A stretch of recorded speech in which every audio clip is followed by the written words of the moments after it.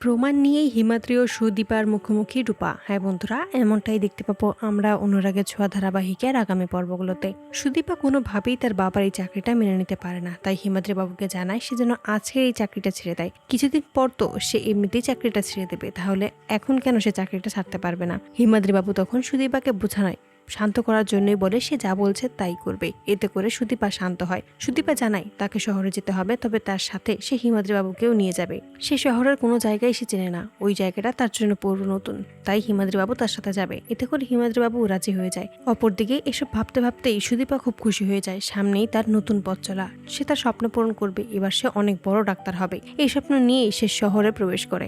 অপরদিকে রূপা চারদিকে তার দুই মেয়ের খোঁজ চালাতে থাকে, কিন্তু কারোর কোনো খোঁজ রূপা পায় না, তাই ভেঙে পড়ে। অপরদিকে একটা মেডিকেল কলেজে আসে রূপা, যেটা সে নিজে তৈরি করেছে তার বাবা মার স্মৃতি হিসেবে। সেখানে এসে হঠাৎ করে চোখ যায় সুদীপার উপর।